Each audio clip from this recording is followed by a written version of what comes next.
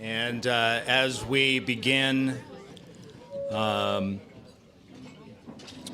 would just like to welcome you again this evening and also take the opportunity to welcome those folks who may be tuning in via the live stream. And I also want to just give a big thank you as well to the wait staff for taking such good care of us tonight.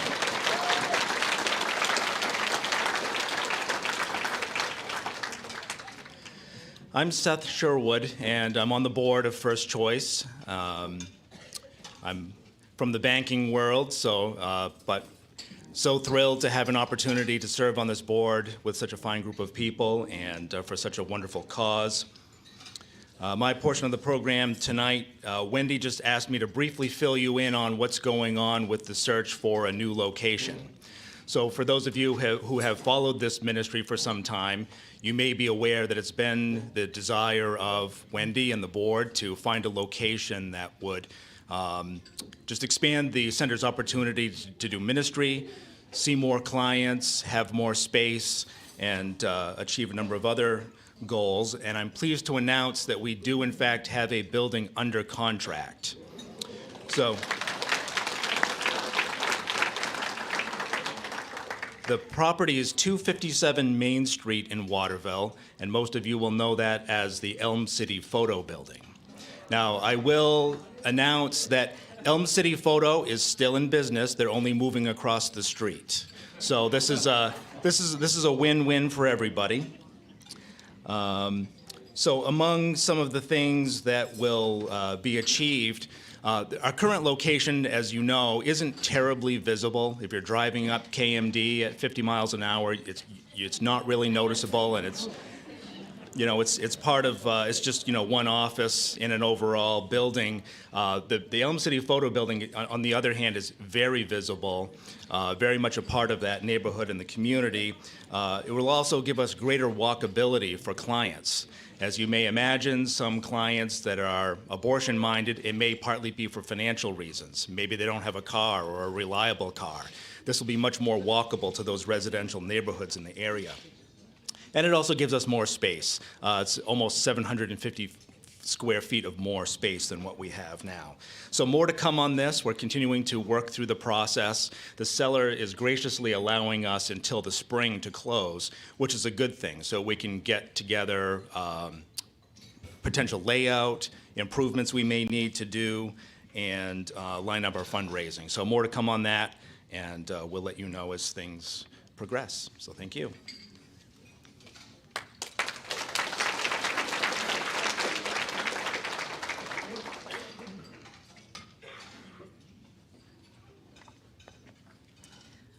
Well, good evening, everybody, and just thank you so much for being here. I just want to do a little disclaimer. We always promise that you'll be out of here by 9 o'clock. The clocks on the wall are 5 minutes fast, okay? So just telling you that ahead of time, so when it comes 9 and you're going, okay, it's really only coming up to 9. So, like always, it's wonderful to see you all. We're so incredibly thankful that you're here, especially after this last year and a half. We seriously have missed you and missed seeing you, missed interacting with you. Togetherness does something, doesn't it? It does something in our hearts, in our souls. Tonight, we want you to be encouraged. So we have some stories from what God has done at First Choice. But I say this every year, but this is truly my favorite event that we do. I love not only interacting with you myself and seeing people, but I love watching you interact together. Make no mistake that you being here tonight is a divine appointment. God has orchestrated that you would be here on this evening. Before we get started, I want to do something that I haven't done before. I want to pause for a moment and honor someone who is very dear to me personally, dear to First Choice, and to the unborn. Don, would you bring Krista up, please?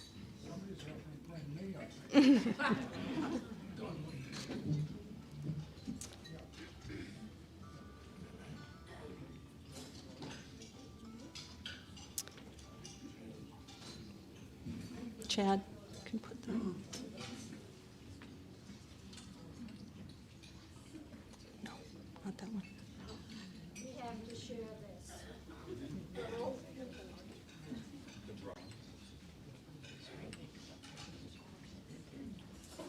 Excuse the cane.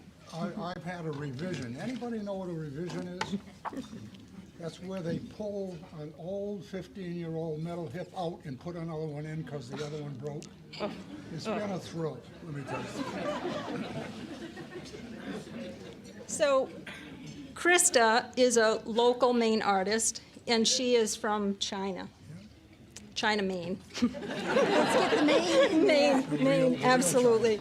So I had the privilege of going and spending an afternoon with Krista, and she explained a painting to me which she had done. In 2010, she had a sense that she needed to start painting something, but she was unsure what that painting was going to be.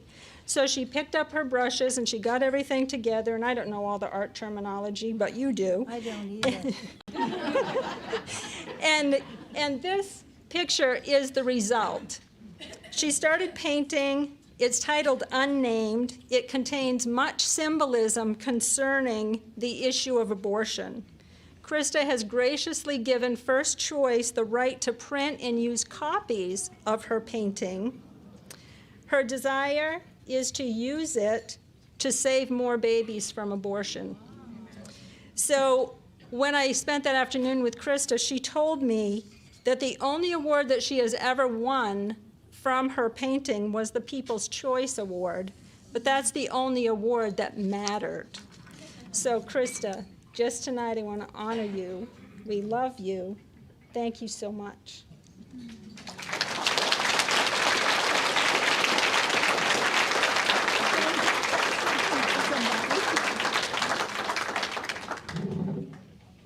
Oh, my goodness. Oh, my goodness. My husband will take them to the table for you. Thank you very much. Okay, May I share one little thing? you may. This is the only painting I've done that I had a gentleman write me a letter on art. I've had people write to me about a picture, but it was a gentleman that learned about the picture, and I was very pleased. It's meant more to me than any of the others, so. It looks kind of dark and dreary on the print. Not here, not here, Not not here. here. Not, that's got some color. It's beautiful. But I just wanted to be sure that they see the yellow flower in there. Yes. That's the first flower that I ever saw that had a trumpet. And for some reason, that stayed until I did this painting, which was like hundreds of years later. But thank you very much. God bless you. He You does know, indeed. can I say one thing about her? Sure. The little girl, excuse me, I'm getting stumbling. The little girl here is a friend of ours' daughter. She was born way premature. They suggested they let her go, and they said no, and he held his daughter in his palms. She was that tiny. She's now 26, a beautiful girl, and a published mystery writer author. Shows to go you, right? Thank you.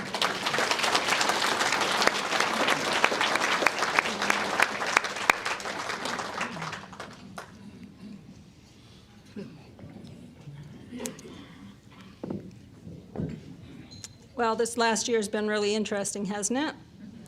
One thing I can attest to, and I'm sure you can as well, that God is faithful and he shows up in amazing ways. In the last 12 months, we've interacted with more abortion-seeking women than we ever have before. Although we didn't get to meet with them or meet with all of them, we did get to speak truth to them. We got to speak truth in love, and we had the opportunity to pray for them. I don't know what God does with that, but I'm absolutely sure that he does something. We're excited at the prospect that Seth shared with you of moving to a new location in 2022. Once there, we look forward to being open more hours than we currently are, and also adding a service of providing STD and STI testing which really is to build a relationship with people in our community and have a place for them to come in the event they find out that they're pregnant. So light shines in the darkness, but the darkness can never extinguish it. John 1:5. Surely all of us can be encouraged by this verse right now. However, tonight I'm going to talk specifically about dark places that women are in when they think about ending the life of their preborn baby.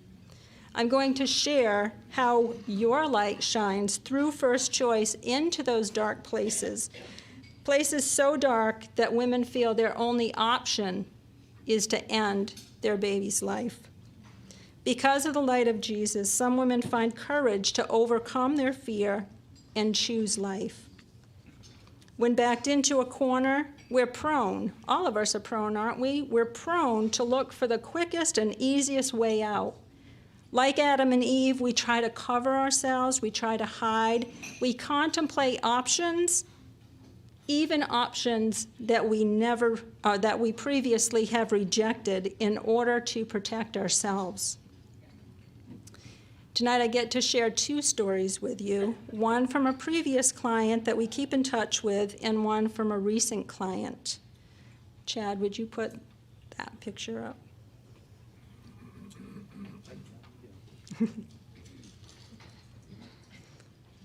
I would not want your job. Yeah. Whew, this picture, truly a picture speaks 1,000 words, doesn't it? At first look, you see a fun picture of a mom and her son, but when you linger on the faces and you know the backstory, you realize just how significant this photo is. This is Anne and her son Sterling. Some of you have seen them before. She has been here and she has spoken before. But I just wanted to update you because when Anne came to First Choice 7 years ago, she couldn't see beyond her circumstances. She was in a place of darkness and she couldn't see her way out. Can any of you relate to that? Might not be the abortion issue, but there's something. She thought she could fix her problem by getting rid of it. Although she didn't like the idea, Anne thought she needed to abort her baby. After visiting First Choice, Anne found courage to birth her son.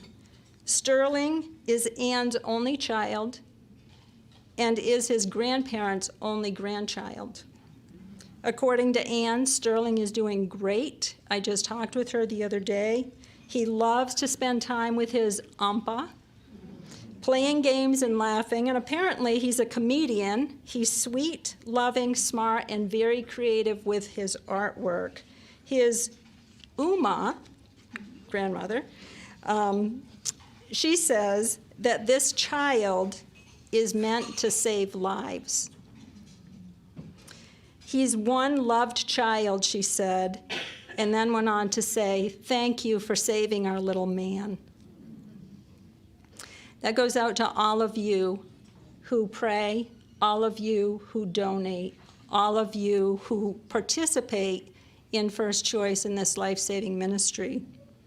So the light of Christ shines into dark places when you support us in those ways by serving as a volunteer, by serving on the board, by becoming a prayer partner, like I said, donating, educating yourself, and speaking up. Speaking up is huge. One voice of truth can annihilate 100 voices that are speaking a lie because God has written truth on our hearts. So when you speak truth, it resonates inside. A willingness to speak the truth in love makes a huge difference. Not long ago, a First Choice supporter, I'm going to call her Kay, contacted us to ask if she could make an appointment for a friend who had an abortion already scheduled. Kay has a family of her own. She's busy. She's very busy. Yet she took the time and she risked rejection to speak into a young friend's life. When they came in for the appointment, I loved this young woman right away. The minute I met her, my heart just went out to her. She was open and honest about what she was thinking and feeling. She asked important questions, and she pondered the answers. She wasn't flippant in any way, shape, or form. She agreed to an ultrasound later that same day where she saw her baby and heard his or her heartbeat. I witnessed the expression on her face the moment God changed her heart. I can't even really describe it. All I can do is tell you that I saw it. I saw the second that she changed her mind, and it was powerful. She's willing to share her story in order to help others. Although she didn't want to be on video yet, she did indeed write her story and has given me permission to read it to you. She says, I found out I was pregnant with my second child in August 2021. As soon as I saw the positive test, I was so scared.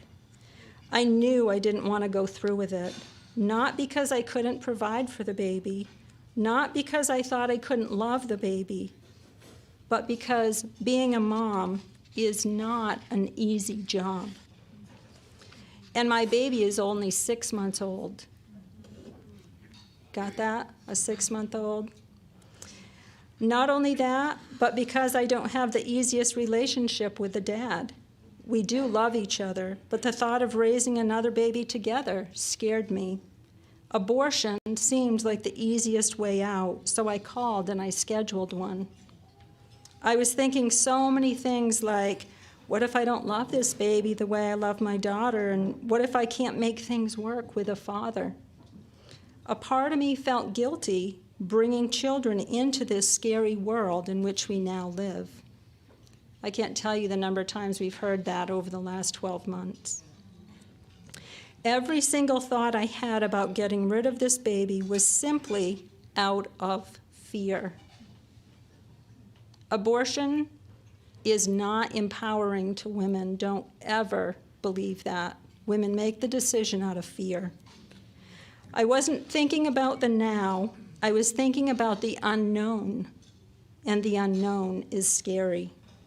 Somewhere in the back of my head, I knew I didn't want to go through with the abortion.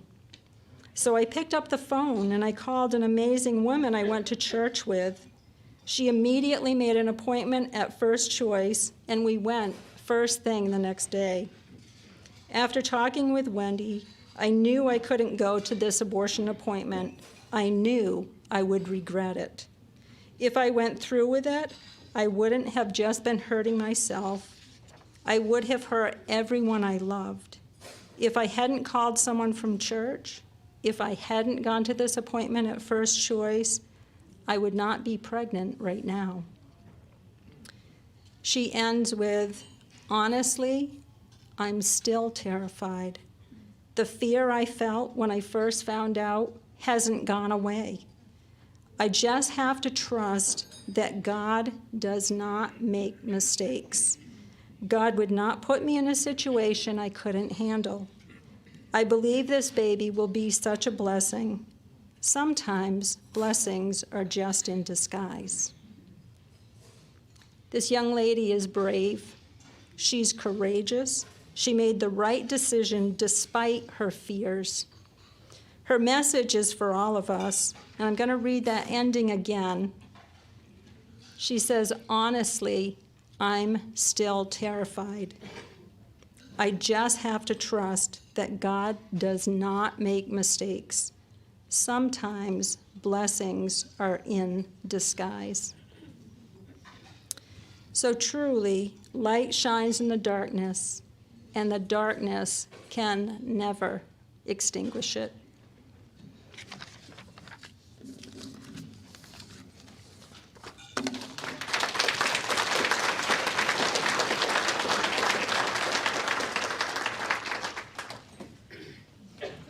Good evening, everyone, again. I get the privilege and the honor to introduce our guest speaker for the night. Melissa is the survivor of a failed saline infusion abortion. Despite the initial concerns regarding Melissa's future after surviving the attempt to end her life at approximately 7 months gestation, she has not only survived, but thrived. Although the doctors initially believed that she would not live past her infancy, and if she did, she would suffer from multiple disabilities throughout her lifetime, she was adopted into a loving home as an infant, and she's not only survived, but thrived. As Melissa will be sharing with us, her life, her story is so much more than one of survival. Melissa's testimony speaks to the beauty of God's grace in our lives, about the power of love, about hope and healing in the midst of grief and loss, and about the transformational power of forgiveness and in the answering of God's call for your life. Melissa's perspective as an abortion survivor who has had contact with numerous members of her biological family, as a mother herself, highlights the intergenerational impact of abortion on families and communities. Fulfilling the purpose that she believes God set out for her when he saved her from certain death of the abortion attempt, Melissa is truly a voice for the voiceless. Please join with me as we have Melissa come up.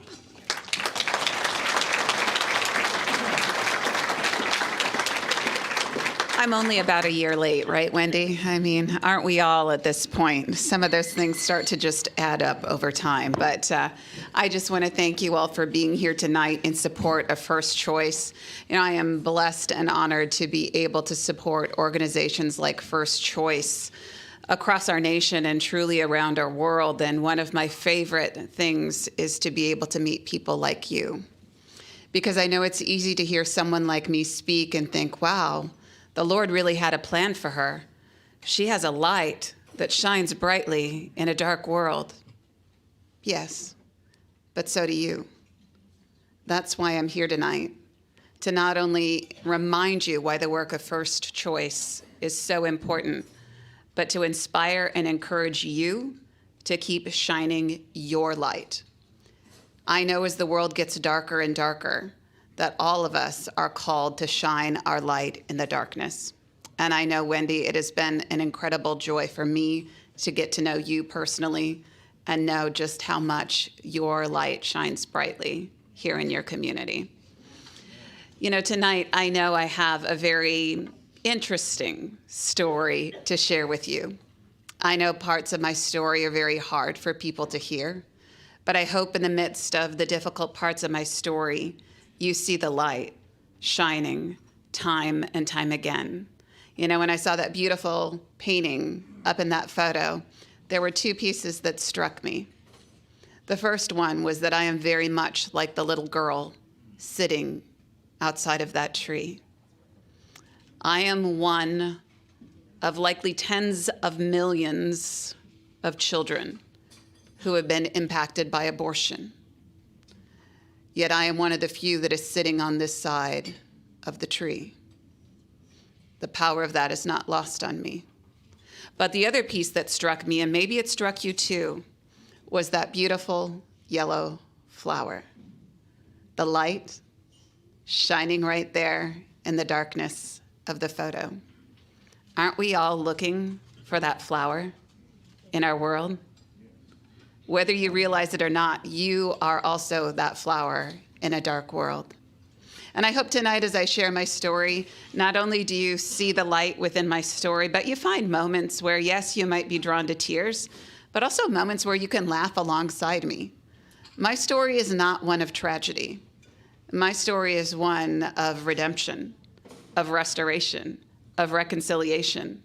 And no matter how difficult life is, there are always opportunities to experience joy, to find healing, to know that God has a purpose and a plan in the midst of it. You can probably tell by my accent, or lack thereof. I am certainly not from around here. Doesn't take very long to get to that point, does it? I'm from Kansas City. Don't hold it against me. People often think, though, that I have quite a northern accent. I think it's because I travel so much in many places.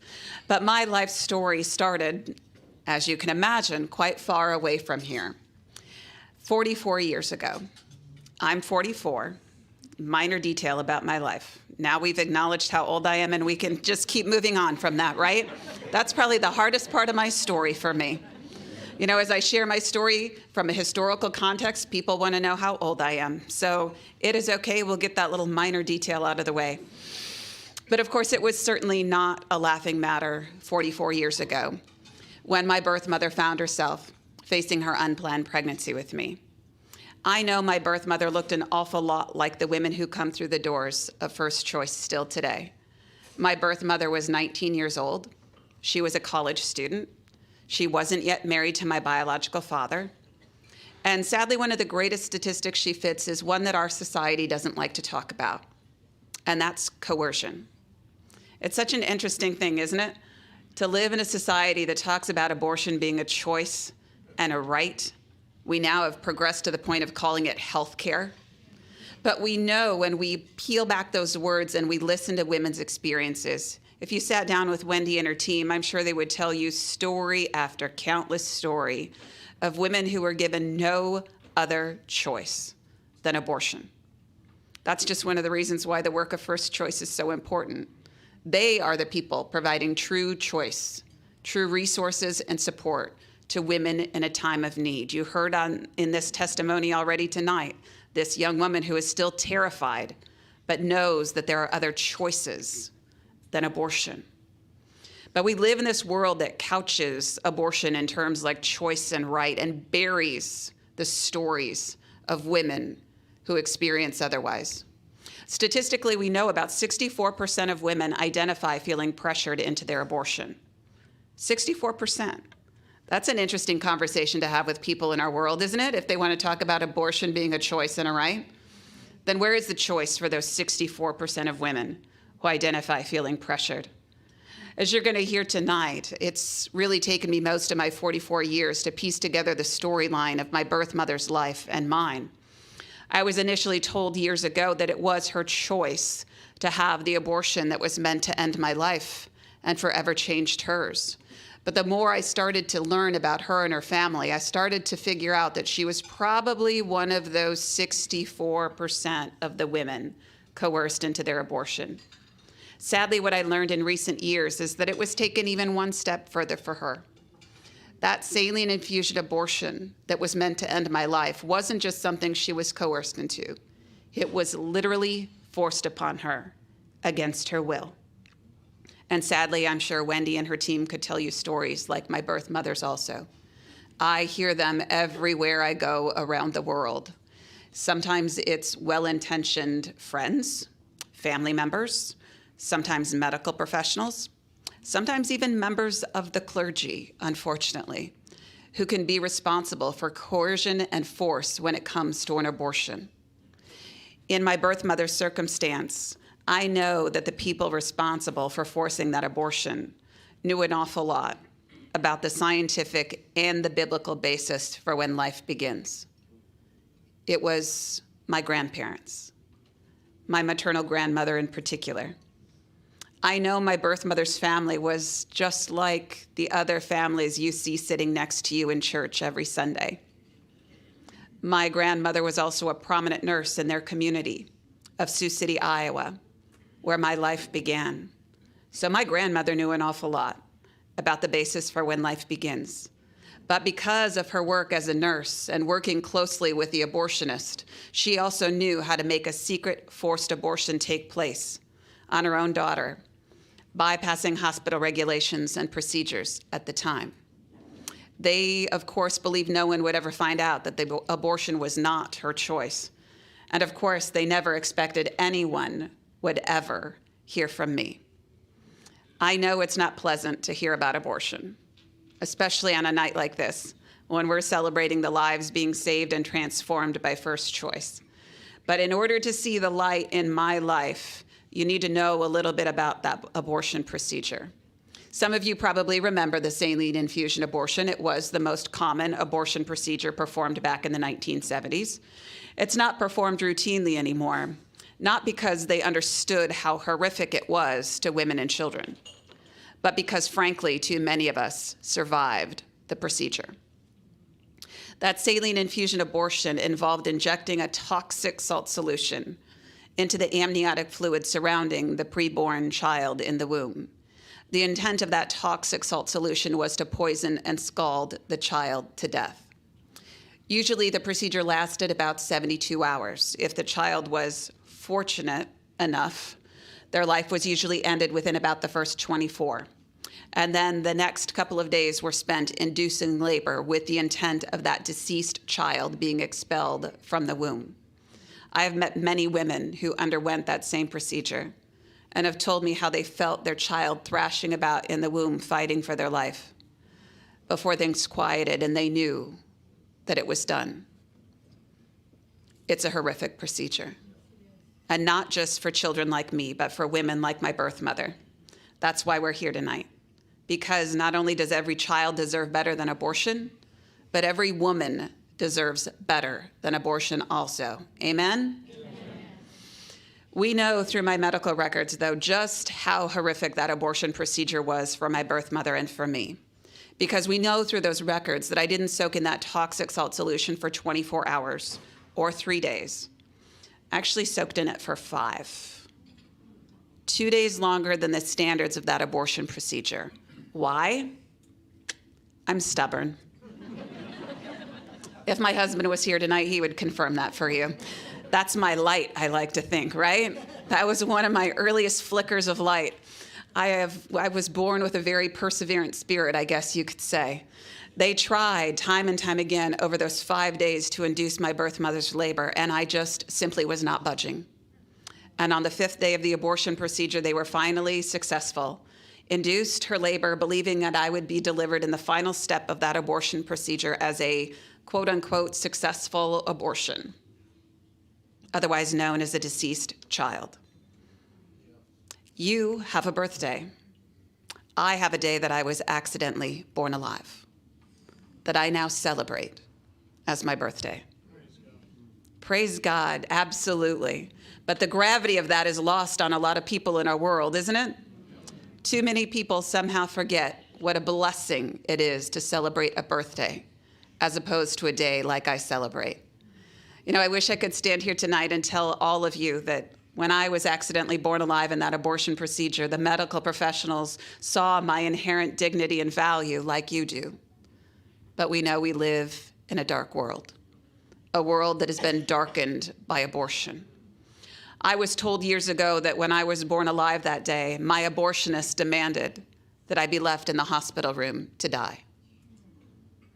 As sad as that is, we now know that it was someone much closer to me who gave that demand. You know, it's been so fascinating the last couple of years to hear infanticide and born alive bills, which I tend to testify for quite frequently, as you could imagine. You know, it's very interesting to see these brought out into the light, because what I can tell you is these circumstances have been happening for decades, and they're still happening today. When Governor Northam in Virginia suddenly was talking about how children would be laid aside if they were accidentally born alive, and arguments or conversations would ensue about next steps. Some people in our world were horrified, as I'm sure you were. And then we have a whole other subpopulation of our culture who has wanted to say, that never happens. I'm here to tell you that it does. The person who demanded that I be left to die was a person who had a lot of power. Maybe you've already figured out who it was. My grandmother. Not only did she force that abortion upon my birth mother, but she heavily monitored it. And coming face to face with me that day, I was her firstborn grandchild. She still demanded that I be left to die. That's how dark our world is. I don't share that with you for you to judge her or condemn her. I share that with you because I want you to understand that this is what abortion has done to our culture. People now make life and death decisions about people like me every single day, regardless of their relationship. But I also share it with you because I think this is an important reminder for us all to love. Love the people who even attempt to harm us. Nothing I have ever learned about my grandmother has ever changed the fact that I love her as a fellow broken human being. She is a part of me. I am a part of her. Christ died for her as much as he did for you and me. That changes things when you look at people and you see their humanity. And I know that's hard to do. No matter what we believe and how we follow Jesus, I can tell you I know lots of people who struggle with loving the people who seem unlovable. And that's my encouragement for you tonight. If you do nothing else after you leave tonight, find a way to love those people who have seemed unlovable in your life. Because I can tell you that I would not be who I am and I would not do this work in the world if I hadn't loved the people who attempted to harm me. And I am forever grateful that no matter how much my grandmother intended for my life to be ended that day, there were nurses on staff at that hospital who defied her very orders. We would call them the hands and feet of Christ in our world today, wouldn't we? You know, I love that my life story is full of ordinary people, just like you and me, who by the grace of God have done extraordinary things. When you hear the story about these nurses who saved my life, yes, what they did was incredible. But what we do every single day is also incredible. That's the work that First Choice is doing on the front lines of it all. And I hope that's what you're doing also. Have you ever stopped to think about the actions that you take or don't take? The words or your lack of words, the impact that they're having in people's lives? Think about that the next time you're interacting with someone. Use that as an opportunity to make a difference for somebody's life. Because never could those nurses have imagined 44 years ago that by intervening to save my life, they would therefore set into motion me being a spokesperson for life around the world who now fights for light to be seen. I now know that there is at least one particular nurse who stood up and fought for me that day. My parents had heard about a couple of nurses over the years, but we now know for sure about one. She was unwilling to just leave me there in the hospital room to die. And she ultimately rushed me off to the NICU, believing that if other people found out that the abortion had failed and the little girl had lived, that maybe, just maybe, they could provide medical care that would sustain my life. How do I know about this nurse? God writes all of the details of our stories, doesn't he? When my first book was published a number of years ago, I received an email on a cold winter day. It was a nurse. She let me know that she had been following me for years on social media. She said, "Melissa, I was even at an event once that you spoke at, but I couldn't bring myself to meet you." She said, "I wasn't sure how much of your story you knew. So I read your book. And I always wondered if you were the little girl that I remembered from St. Luke's Hospital in Sioux City, Iowa. After reading your book, I know without a doubt it's you." She was a 21-year-old nurse working in the NICU that day when the tall, blonde nurse rushed me off to that NICU. She had a lot of colorful things to say, as you can imagine, about what was happening. But she made it clear that she was unwilling to follow the directives to leave me to die.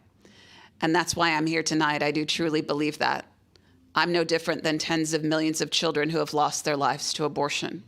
What's different for me is that a lot of people said yes. Yes, Lord, we see her. We're going to do what you're calling us to do. We're going to pray over her. We're going to love her. We're going to remember her. My life is full of ordinary people just like you who have made an extraordinary difference. And you would never know by looking at me tonight, would you? If you hadn't seen me in a program or seen me on TV, you would never guess in a million years that I was poisoned and scalded in the womb and left to die. You would never know by looking at me that when they rushed me off to the NICU, the prognosis for my life was very poor. When I arrived in that NICU, I weighed a little less than 3 pounds. Like the little baby you were talking about earlier, I could also fit in the palm of your hand. I suffered from severe respiratory and liver problems. I suffered from seizures for an extended period of time. The doctors actually thought I had a fatal heart defect initially because of the amount of distress I was presenting with. And so they were very guarded about what my future might hold. And we live in a world that somehow wants to put a disclaimer on lives like mine still, don't they? You know, I've had people say, "Oh, well, good for you, Melissa, that it's turned out so well." But what if? What if? Yeah, what if I would still be grateful for my life? What if people would still love me? I can tell you that my adoptive parents didn't hesitate for a second to open their hearts and their home to me. You know, I have to describe them to people as my adoptive parents so you understand who I'm talking about, but trust me, they are just mom and dad to me. My parents sometimes talk in interviews about how the first time they met me, I was still lying in an incubator full of tubes and wires, fighting for my life. And I was not a pretty baby, okay? It's okay, I was talking to somebody about it last night. You'll see the pictures. I was this tiny little wrinkly girl full of tubes and wires, shaved head, fighting for my life. Yet my parents say the moment they laid eyes on me, they fell in love with me. I want that for every child in our world, don't you? That's also why we're here tonight, because every child deserves to have that opportunity to have someone fall in love with them. And every parent deserves the opportunity to fall in love with their child. Just like Wendy saw that change in the woman there, that woman fell in love with her child. And now, because of First Choice, she's going to fall more in love with her child day after day. And love transformed my life very radically. Now, I often describe what my parents did as loving me into life. I went home to them just about 3 months after I survived that failed abortion. I was healed and healthy enough to go home to them. As you can imagine, I grew up from my youngest age knowing Jesus. I can't tell you when I first knew. I've always known quite clearly. I grew up knowing I was adopted. I, of course, didn't know that there was a whole other story behind my adoption. Adoption was a normal fabric of my family. My older sister is adopted from another family. Then my parents adopted me, no matter what they were told my life might look like. And then, of course, in God's infinite timing, they had a biological child of their own after 15 years of infertility. And adoption very much was the normal fabric of our family. And so I never could have imagined that there was a whole other story behind my adoption plan. I think one of the most amazing things my parents did growing up was to raise my sister and I to know that we were loved. And not just by them and not just by God, but we were deeply loved by our biological parents. I know that sounds a little bit interesting now that you know my story, but my parents were very intentional about that. That's what they wanted me to know about my biological parents. And frankly, I think that's the way they wanted it to stay. They didn't want me to know the story of my survival because they were afraid how it might change my life. That's part of my redemption story. I now work with abortion survivors around the world. There are likely tens of thousands of people like me roaming the streets. Even back in 1981, someone from the CDC, a doctor by the name of Dr. Willard Cates, talked in the Philadelphia Inquirer about how they identified through the CDC about 400 to 500 live births a year after failed abortions. That's where the statistic of tens of thousands comes up, because I run those numbers in my head every single day, and we're approaching 20,000 abortion survivors based on that statistic here in the United States. But behind all of those abortion survivors are families. Families where we don't talk about failed abortions and the need for healing and for secrets to be broken. I work with parents now who are very much like my mom and dad, who don't know how to tell their child that they survived a failed abortion, or how, or when. So that's my redemption story. I get to come alongside parents much like my own. Back then, though, my parents had no one to turn to. They were doing the best that they could, and they kept it a secret. But God intended for me to know my survival story, as we can all figure out here tonight together.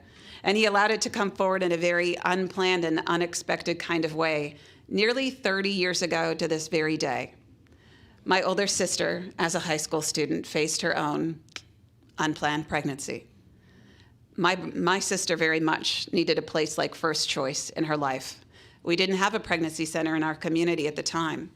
And when our parents found out that she was facing this unplanned pregnancy and she was considering every option, which they knew what that was code word for, they decided that they were called to do something very important for her life and the life of their grandchild. They broke their silence. They told her my story, hoping that she would understand just how close abortion had impacted our family.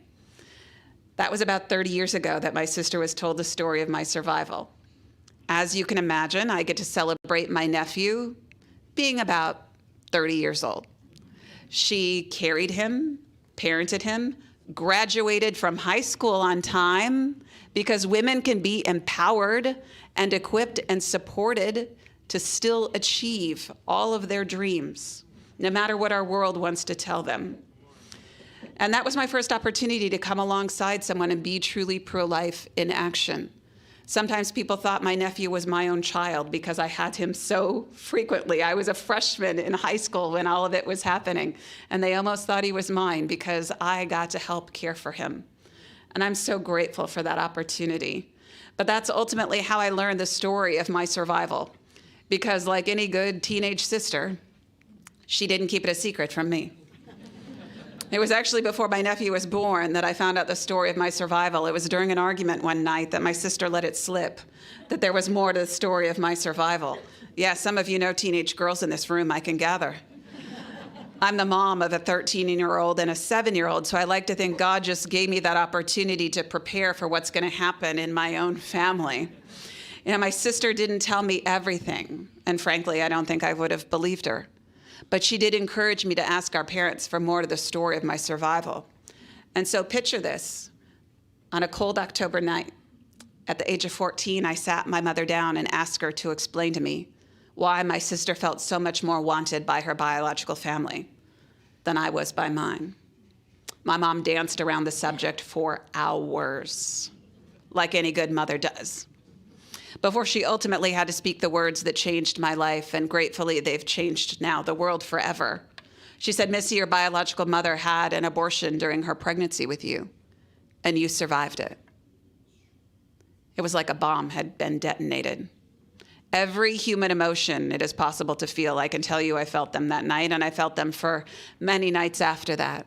The anger, the resentment, the shame, the embarrassment, the guilt for surviving. That list could go on and on. I knew in that moment of time, God alone spared my life. I knew he had a very clear purpose and a plan for me. I could feel it stirring in my soul, even at the age of 14. But I think sometimes it's really hard to embrace your purpose when you're in the midst of great pain. And that's part of the work of First Choice too. They're allowing women to embrace their purpose and the purpose of their child, even when they're in the midst of great pain.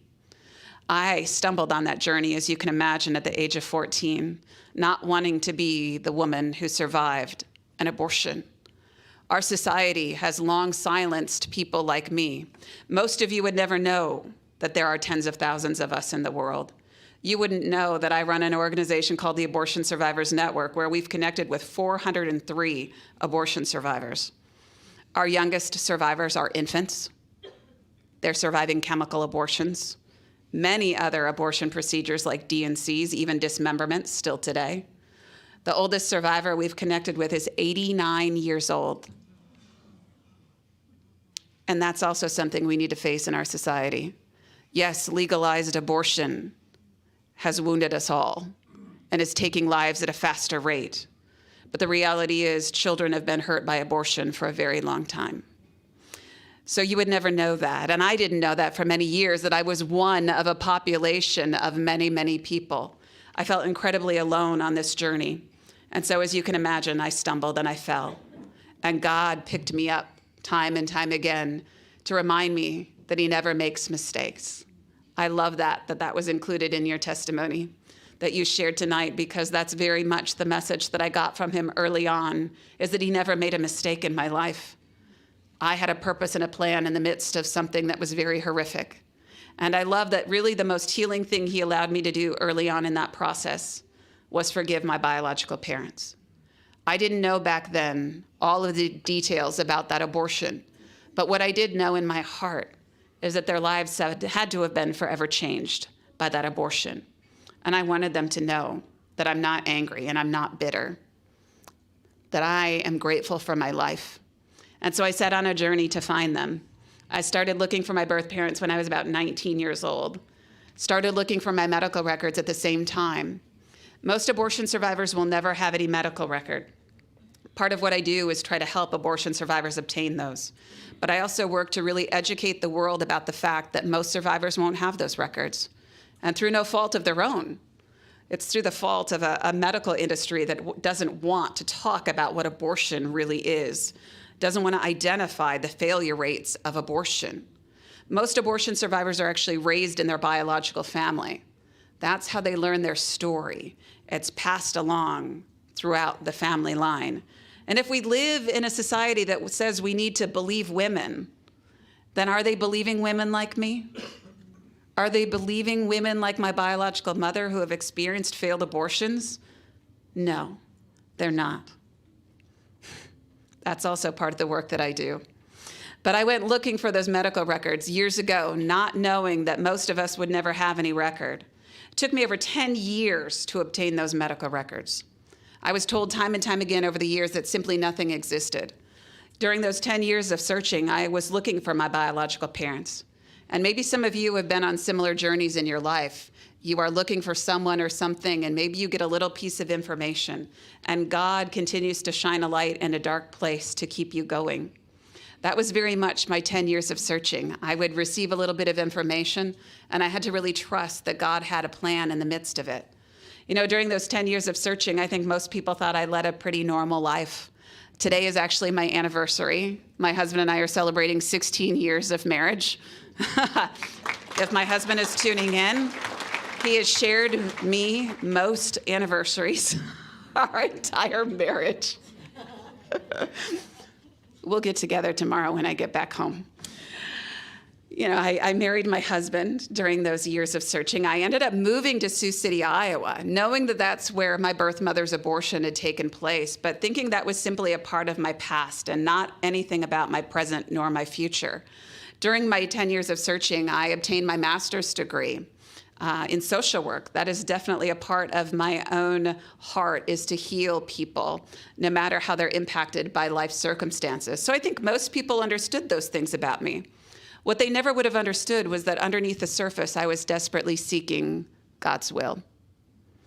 I surrendered myself totally to him during those 10 years of searching and prayed some really big prayers saying, Lord, I don't know what you intend for me to do with this story. I don't know if you're going to ever allow me to find my medical records or find my biological parents, but I trust you, and I will go. I don't know what this looks like, but I'll go. And suddenly in 2007, after praying those prayers, I received my medical records. You can see them in my book. You can see them. We have shown them before Congress a number of times. That's fun, I'll be really honest. We tweet them out to members of Congress and other people in the media too who want to deny that people like me exist. My medical records are pretty powerful because in them they say things like, a saline infusion for an abortion was done, but was unsuccessful. Isn't that interesting? Healthcare.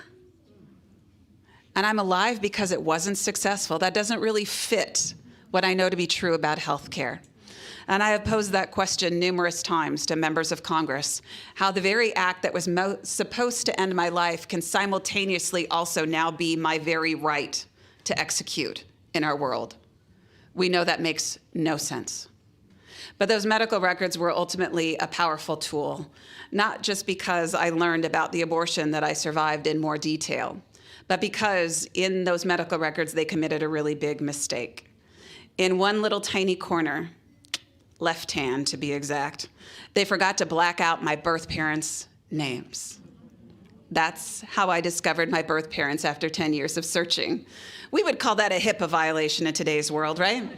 Yep. Sorry, any medical records clerks in this room. This is where you're starting to sweat a little bit. I don't call that a HIPAA violation, though. I call that divine intervention, don't you? After 10 years of searching and walking this out and doing things my way, God was showing me once again he's in charge of every last detail. And I hope you're encouraged by that, because he's in charge of all of the details of your life and the women and the men and the children who come through the doors of First Choice too. This is how much God is in the details of our lives. When I learned who my birth parents were, I started searching for them. And you're never going to guess what I discovered. Maybe you can guess. I was living in the very same city as my biological father. I had always wondered if they were even from that area. They were, and 30 years later, my biological father was still there. Maybe you would have done what I also did, which was pray about it for months upon months upon months. And I knew what God was calling me to do, and I finally stepped forward in faith in 2007 and let my birth father know through a letter that I was alive and well. I know the truth about my life. I'm not angry. I'm not bitter. I'm so blessed. Sent it to his office and not his home. That was my one concession. I wanted to try to protect him a little bit, not knowing if he had ever told his family about me. Sent that letter off to his office. Do you think I ever received any kind of reply? I never did. As you can imagine, those were some difficult days because the enemy wanted to remind me all those things he had whispered in my ear years before. You're unwanted, you're unloved, you're unworthy. And I placed them at the feet of Jesus once again. And I turned my sights on my birth mother and her family. I actually couldn't find my birth mother through my searching, but I found her parents very easily. You know that grandmother that I told you all about? Anybody else do things in their life, look back on it and go, wow, I can't believe I did that. If my husband was here tonight, he would also say that happens a lot at our house. I call those the Holy Spirit inspired moments where you simply say yes, you do things, and then later sometimes you scratch your head and go, wait a minute. I do that a lot. You know, I look back on sending my grandparents a letter and part of me thinks, wow, I cannot believe I did that. But the greater part of me looks back on it and says, thank you, Lord. Because I think they needed to hear from me almost as much as my biological mother did. You know, I was never expecting any kind of reply from them. I had never heard from my biological father. But within just a few short days, my grandfather responded to my letter. One of the very first things he admitted was that he knew that I knew my live birth was not the intention that day at the hospital. I think that was very courageous of him. But it was equally courageous for him to go on and share some things about my birth mother and their family. And I want to share two of those points with you because they remind us again why the work of First Choice is so important. One of the points he shared was that my birth mother had never told anyone about her abortion. And we know she's not alone in that. So many women and men carry the secret of an abortion throughout their lifetime. That's also why First Choice is here, to bring people hope and help and healing after an abortion has occurred. And think about that. If we have lost in upwards of 70 million lives to abortion, and I would argue the number is much greater, how many hundreds of millions of lives have been forever impacted by abortion? We are a nation that needs to heal. When you look at the darkness, you know exactly where that is coming from. But my grandfather closed his letter with a final point, and it was a curious one at first, but I think you're going to understand it now. My grandfather closed his letter by letting me know my messages would not be passed along to my birth mother, because in reality, they were completely estranged. Do you feel it? It makes great sense when we now know what really happened 44 years ago. But I can tell you that I see it in families around the world, whether abortion is talked about or not. Abortion doesn't just end a life most of the time. It impacts people's relationships. It changes families for generations unless healing occurs in the midst of that. And so whatever happens in our world politically, and I have hope, I don't know about you. Wendy and I were talking about this a lot today. You're going to see me in D.C. with the Supreme Court taking up cases starting November 1st on the Texas Heartbeat Bill, which my organization just submitted an amicus brief yesterday as Friends of the Court, asking the Supreme Court to recognize that Texas Heartbeat Bill needs to stand. But you're also going to see me there. You will see me there on December 1st with countless organizations, leaders and women supporting the Mississippi Attorney General and everyone supporting the Dobbs case so that we can stand together to remind the world that women don't need abortion to be successful. And Mississippi's abortion ban at 15 weeks is a step in the right direction for our country. So you will see me there. Because the world needs to have that light shined time and time again, and that's where we all come in. But that's also when I started to shine my light in the darkness, not long after I was contacted by my birth mother's family. The first time I ever shared my story was back in 2007, and it was on Capitol Hill. It's a friendly place for somebody like me, isn't it, with a story like this? And really, for a first speaking engagement, start small. You know, I went home and I told my husband, yeah, I'm never going to do that again. I was so sick to my stomach. I'm a bundle of nerves. I am not a public speaker. I'm a social worker. God always gets the last laugh, doesn't he? He brings forward these gifts and skills that we never even had any idea that we contained. And, you know, the first time I shared my story, I thought I was really sick to my stomach. But if you want to cue up that first photo, I went home very quickly and I learned it wasn't a bad case of nerves. It was a horrible case of morning sickness with that child you see on the screen. That's our oldest daughter, Olivia, who is now 13. I always tell people, if you think that I've done amazing things in my life, wait until you watch her. You know, I was so blessed to tell Wendy when I was at conferences last week for this little 8th grade girl, her algebra teacher of all people said, you know, there's something about her that I got to tell you about. Where she leads, people follow.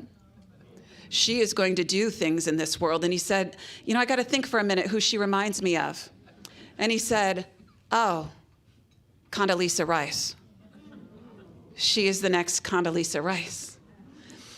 And it was during my pregnancy with that amazing woman who was going to change the world that I started to loosen my grip on my career to accept this calling that I knew God set out for me. Started to travel the world in defense of life. What I never could have imagined is that at the same time, my birth father was actually home in Iowa fighting for his. That's why he never replied to my letter, because he passed away about 6 months after I sent it to him. My biological father died in early 2008 at the age of 51. And maybe some of you have also lived out these moments in your life where you question God and his will. I found my birth father's obituary on the internet by accident one night, not long after he had passed away. And even though I am blessed with my parents, my family, after searching for my birth father for 10 years and being in the same city, I grieved that loss. And I questioned God, how that could ever be his plan. And I can tell you, God spoke so plainly back to me that night. He said, be patient, Melissa, because my plan is much greater than the one you had in mind. Emphasis on you. I will never forget it. And it's always true, isn't it? God's plans may not look anything like we expect them to or what we want them to, but God's plans are always greater. And as 2008 unfolded, I got to see God's great plans. God's plans actually involved our Olivia being born at St. Luke's Hospital. Yes, I did it. I did it. I told him I wasn't going to do it. That was one of the things I told God I would never do. And he set forth a number of circumstances that made it clear that that was his plan, and I was called to follow him into the doors of a place that were so dark. And I can tell you a light shines in that darkness now. The place that held the worst memories of my life now holds some of the most beautiful memories of my life. And not long after she was born there, the man that you see on the screen came into my life. That's my grandfather, my biological father's father. When my birth father passed away, his family went to clean out his office and found my letter tucked in his top desk drawer. That's how they learned the great secret that he had carried throughout his life and ultimately to his death. As you can imagine, his family suffered greatly to learn this great secret. That look of joy that you see on my grandfather's face was very much the man that I got to know. My grandfather was a part of my life until early on in the pandemic. He passed away at the age of 91. There has been nothing more joyful than for me to have my grandfather and my great aunt from my birth father's family be a part of our lives. You know, I wish I could stand here tonight and tell you that it was a joyful reunion with all of my birth father's family. My grandparents were still married. We lived in the same community for many years. But even my own grandmother passed away before she could ever bring herself to meet me, because our family has been forever impacted by that abortion. But I still take hope, and I hope that you do too, because I know God's not done yet. He's not done working in their lives, and he's not done working in yours, and he's certainly not done working in mine. And as I close my time with you tonight, I want to share with you my other great source of hope, seeing what God has done in my birth mother's family. Even though I haven't heard from my grandparents for many, many years, back in 2013, I was actually contacted by one of her cousins. And that's how I learned that the abortion was forced, that my grandmother was responsible for all of those devastating things. And that's ultimately how I learned the greatest secret about my survival that even my adoptive parents didn't know.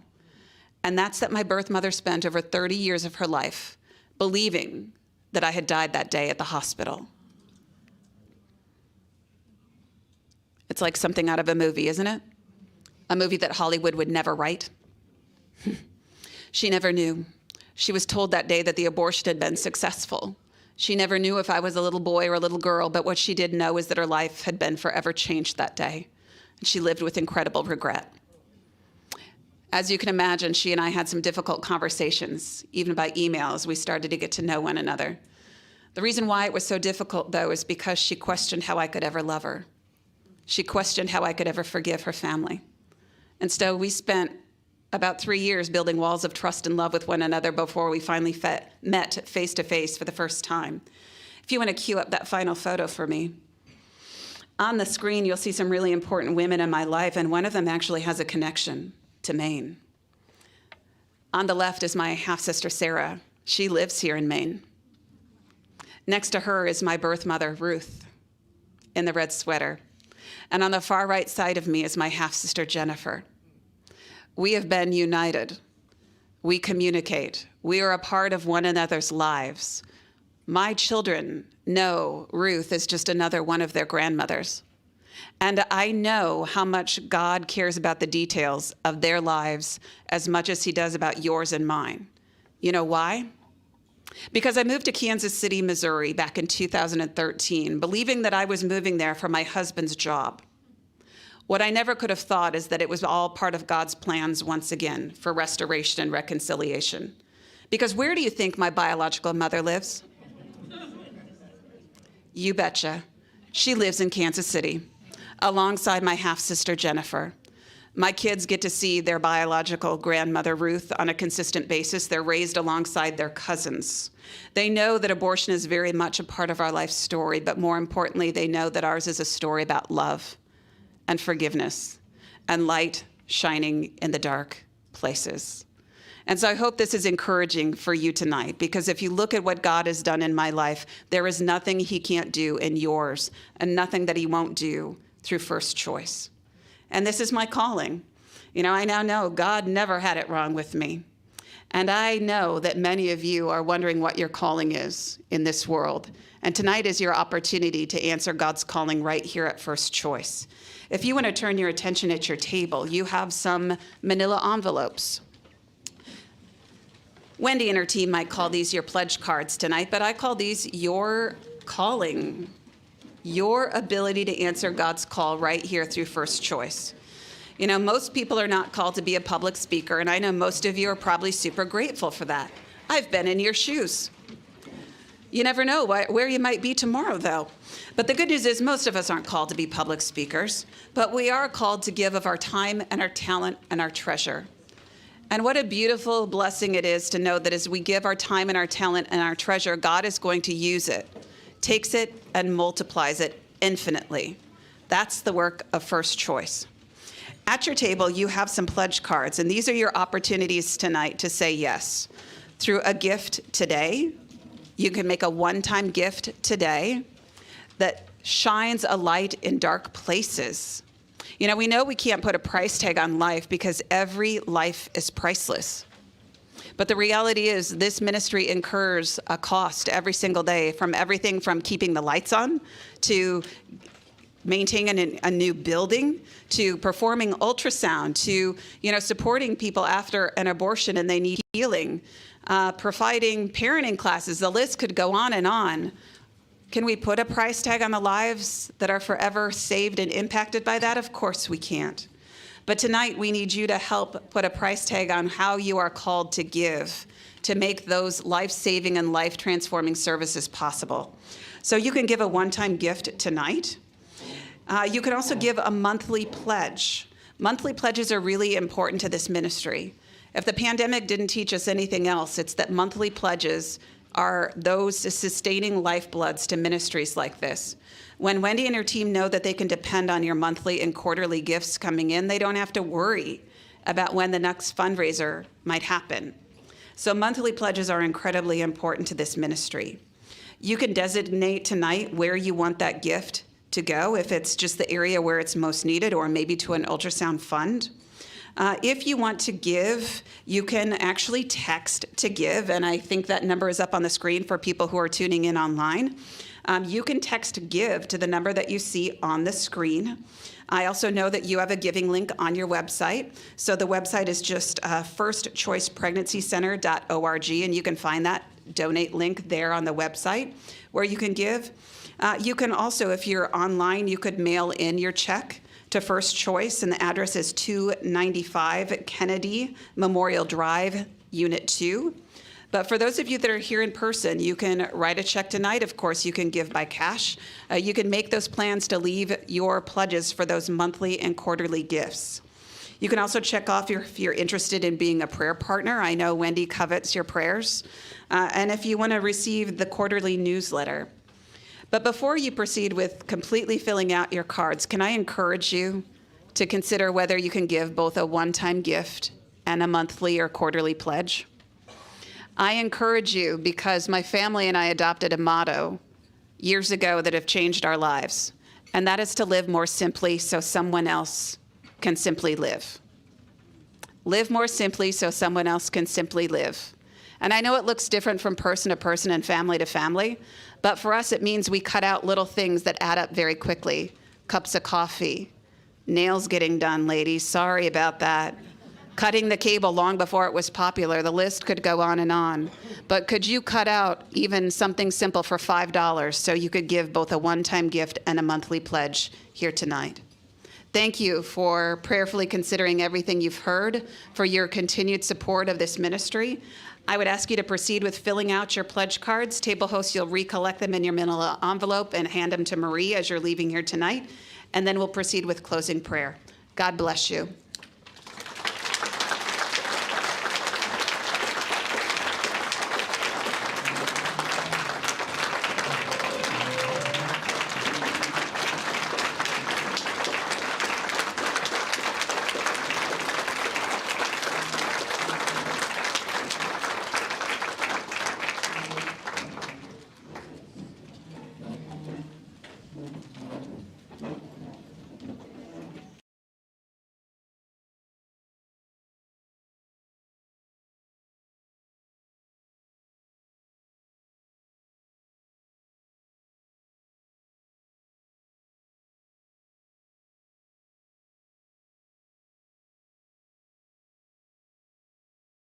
Before we're dismissed, let's have a word of prayer, and then we can all mingle a little bit and make our pledges out. Let's pray. Father, thank you so much for what we heard tonight. I know I'm overwhelmed with what I heard, and yet I need to continue to follow you. Thank you for all of these people here tonight and others who couldn't be here, who have a part in this. We thank you for First Choice and the staff and the volunteers and the prayer warriors that are there.